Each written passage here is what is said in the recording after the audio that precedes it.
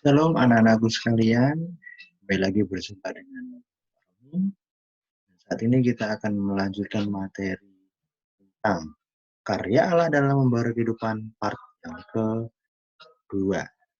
Nah, kita sudah membahas tentang karya Allah dalam kehidupan kita, bagaimana kita dijadikan manusia baru dan bagaimana kita seharusnya menjadi orang yang sudah dibaharui seperti apa.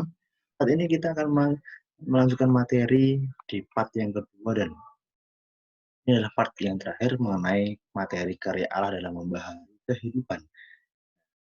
Apa yang kita akan pelajari saat ini? Bahwa kita akan menelusuri Alkitab dulu yang kita akan ambil dalam Yeremia pasal 30 sampai pasal 33. Nanti kalian bisa membaca di rumah ya. Kita Perjanjian Lama, Nabi Yeremia pasal yang 30 sampai pasal yang ke-33.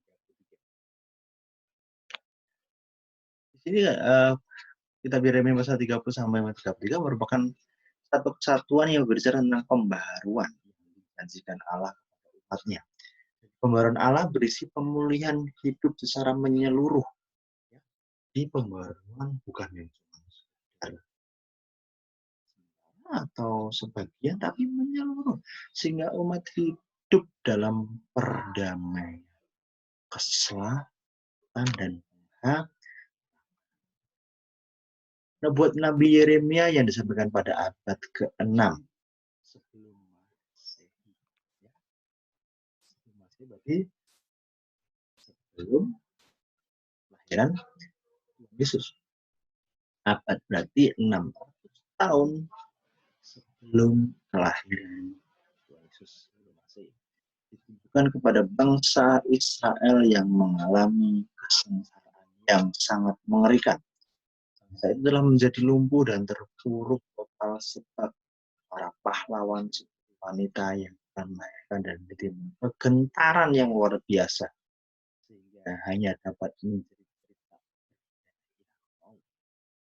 Bangsa pilihan Tuhan telah menjadi bangsa yang lumpuh dan terpuruk sebab para pahlawan seperti wanita yang melahirkan dan kegentaran yang luar biasa sehingga hanya dapat menjadikan tak berdaya.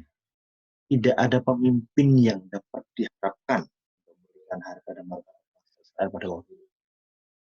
Sebagai negara berdaulat yang diberkati, mereka tak dapat berbuat apa-apa sebab berada dalam penjajahan bangsa. Mereka dibuang di Babel. Semua terjadi karena mereka melakukan apa yang jahat. Jadi kenapa sih bangsa Israel umat pilihan Tuhan, tapi kenapa mengalami hal seperti itu? Karena Allah itu adil. Kalau umatnya taat, ya Tuhan berarti. Kalau umatnya tidak ada melakukan apa yang jahat dan menyembah berhala dan sebagainya, ya ada konsekuensi. Kita dibuang dan dijajah oleh bangsa.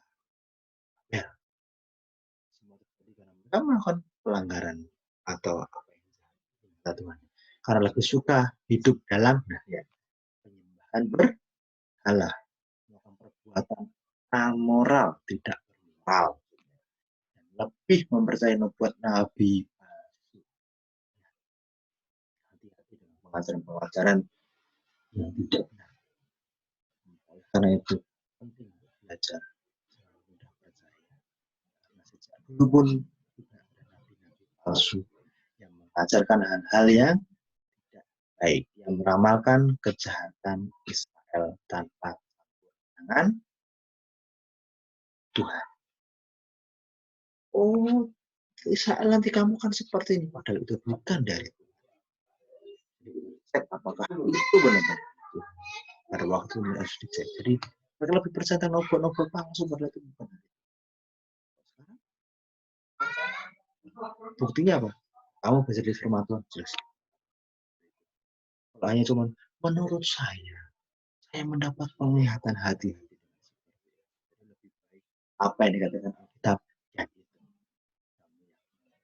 Jangan hanya percaya dengan orang yang belum tentu terbukti, bahkan itu hanya subjektif.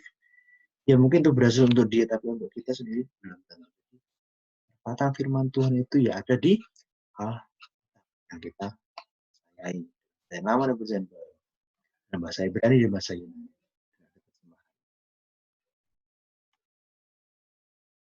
Bangsa Israel tidak mungkin bangkit dengan kekuatan sendiri.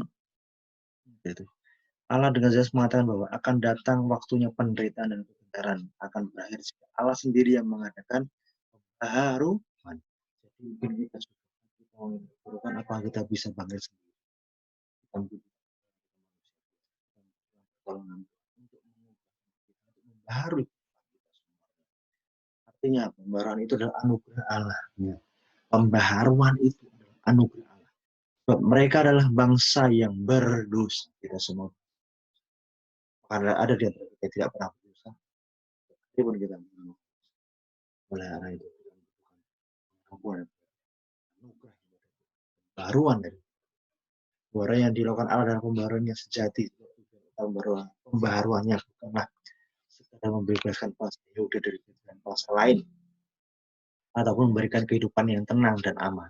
Tujuan utama pembaharuan Allah adalah agar Yehuda kembali kepada Allah. Agar tadinya bangsa yang besar, umat pilihan Tuhan menyembah kepada Allah, menyembah kepada atau bersama nabi-nabi palsu, kembali Adonai, Elohim, Yahweh. Saya lebih suka memakai bahasa untuk menyebutkan Allah, walaupun masa tadi lebih pakai bahasa Adonai, Elohim, Yahweh. Karena bangsa menyembah kepada Yehuda, kepada Tuhan. Sang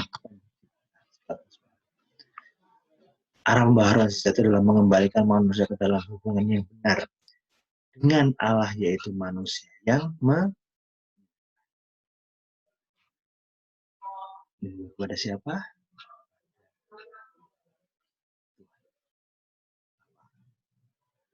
Memuliakan dan mentaati kehendaknya. Bukan hanya menyembah, memuliakan dan mentaati kehendak. Sebagai umat Tuhan, kita berada dalam proses pembaharuan yang terus-menerus dibaharui, sehingga tidak ada alasan untuk mengatakan bahwa segalanya sudah terlambat atau tidak punya keberanian untuk meninggalkan kehidupan lama kita. Semua tidak ada kata terlambat. Yang mau berubah, ayo kita. Dan hidup yang dikehendaki Allah mustahil terjadi jika kita menggunakan lemah daging dengan segala keterbatasannya. Diajarkan untuk berdiri teguh dalam menghadapi pencobaan. Misalnya, ada teman yang mengajak kamu untuk melakukan hal-hal yang menyimpang. Kamu tidak ingin melakukan, maka tidak akan. Kalau ada temanmu yang mengajak untuk menyimpang, ya kalau kamu nggak pengen, atau nggak tidak melakukan, harus jadi penyimpangan. Manusia mengalami kesulitan dalam menghadapi godaan pencobaan. Dik-dik.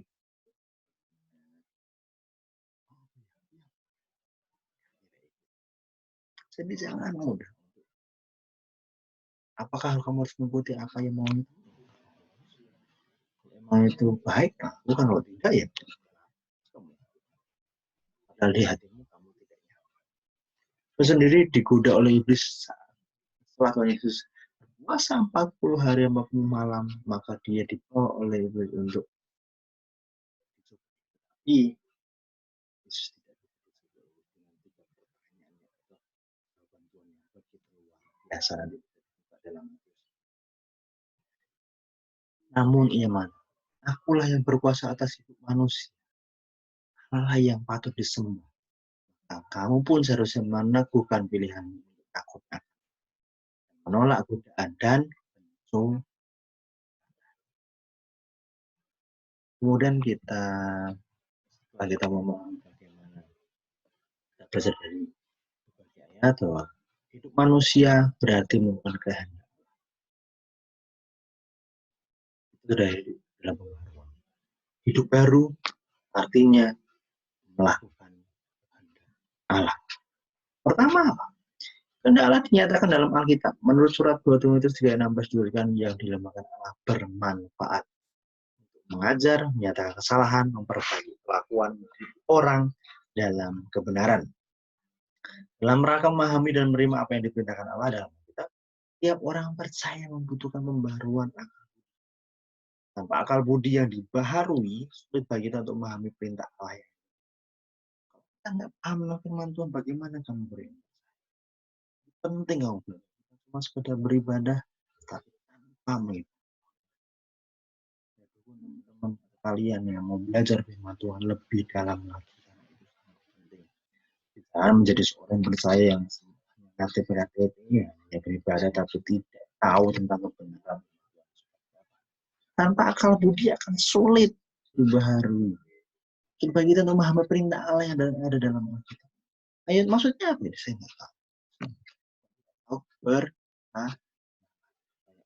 yang membantukan untuk memahami. Kayaknya ada banyak pernyataan yang begitu menyangkut perintah Allah yang merupakan kehendaknya. Misalnya mengenai penyangkalan diri, kasih, mengasihi, musuh, kesucian, tambah pipi kiri, berikan pipi kanan. Ya, bukan berarti ini perumpamaan ya, baru saat kami. Tapi saat kami, apa kamu? Apa kita menangani kita sendiri? Jangan menghakimi sesamamu. Tidak ada yang tahu kadar iman seseorang. Tidak ada yang tahu baik buruk seseorang. Ya kita hanya bisa mengingat, tapi kita nggak bisa mengaku. Oh, kamu jual segala hartamu dan berikan kepada. Kalau kamu memiliki kaya juga. Ya. Kedua, bagaimana menerapkan kebenaran Allah pada situasi baru yang mungkin atau tidak mungkin dibahas secara jelas. Kita tidak memberitahu kita siapa yang layak menjadi teman. Bukan seperti itu. Kamu teman sama ini. Tapi Tuhan berikan dasar. Kamu bisa memilih. Bagaimana belajar dengan baik, bagaimana menguasai teknologi dan penggunaan komunikasi secara bijak. Bagaimana memanfaatkan media sosial seperti Facebook, YouTube, Twitter. Cara menghindari tekanan teman-teman bahkan menghadapi perasaan. Alkitab mengajarkan banyak sekali prinsip yang dapat digunakan dalam menghadapi setiap situasi dalam memutuskan apa yang akan dilakukan dan tidak dilakukan.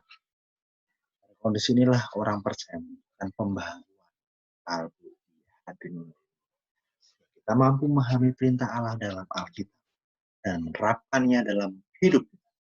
Oleh karena itu, amat berguna jika orang percaya tiap beribadah maupun melakukan kegiatan kerohanian serta seperti kelompok pemahaman kita kegiatan lainnya, sehingga dalam persekutuan kita dibantu untuk memahami secara lebih mendalam mengenai apa yang Allah kehendaki untuk kita. Ketiga, sediakan waktu yang itu dalam Alkitab. Melalui perenungan yang mendalam, setiap orang percaya memiliki kesempatan untuk memahami perintah Tuhan bagi. Dengan demikian, mereka mampu menerapkan perenungan itu sudah memotivasi kita supaya merenungkan tiap keputusan, kata dan tindakan yang hendak dilakukan. Kesalahan terjadi karena orang berkata-kata spontan tanpa merenungkan dahulu apa yang akan dilakukan maupun dilakukan. Banyak kata dan tindakan yang jahat lahir dari sikap spontan karena dipicu oleh kemarahan, kecewa. Nasihatnya mengatakan jangan membuat keputusan ketika sedang marah. Diminta dan jangan langsung. Jadi setiap waktu yang berkualitas. YouTube banyak di belajar. Walaupun sekarang nonton YouTube-nya, nonton YouTube yang pelajaran firman Tuhan, itu apa? Memperdalam pengetahuan. Karena kalau tidak cukup, saya harus belajar. Kalian juga harus seperti itu. Untuk apa? Memperoleh pengetahuan yang lebih baik lagi. Ya, Jangan mudah marah, jangan mudah kecewa. Kalau ada saat kamu mengambil keputusan, jangan dalam posisi marah atau dalam kondisi tidak tenang. Tapi sejenak mengambil. Allah bukan yang membaharui kehidupan kita toh, tapi juga Allah membaharui alam sekitar kita. Allah, karena pembaharuan Allah tidak hanya mengubah cara pandang manusia dan perilaku terhadap alam, namun membaharui alam itu sendiri. Bagaimana peristiwa berupa bencana alam maupun bencana yang disebabkan karena perbuatan manusia terhadap alam tidak dapat menggantikan karya Allah dalam membaharui. Allah sang pencipta mengasihi seluruh ciptaannya, sehingga ia menciptakan melihara ciptaan itu secara terus menerus, lanjutan melalui reproduksi dan proses keharmonisan hidup makhluk-makhluk ciptaan Allah. Dalam janji penyelamatan Allah, Allah termasuk janji menyelamatkan itu. Ingatlah kamu akan cerita di mana alam dibaharui benar-benar baru. Itulah tumbuhan dan hewan yang hidup di dalamnya. Allah mengasihi ciptaan yang memelihara, menyelamatkan, membaharui alam. Kegiatan ini janganlah dijadikan alasan untuk mengelak dari tanggung jawab memelihara serta melestarikan alam. Sebaliknya, kenyataan bahwa Allah juga mengasihi alam dapat jadi berangkat bagi kamu terhadap pemeliharaan dan pelestarian. Demikian materi kita pada kesempatan kali ini, dan sampai ketemu di materi-materi selanjutnya. Tinggal satu materi lagi untuk semester ini, dan sampai jumpa dan Tuhan memberkati kalian.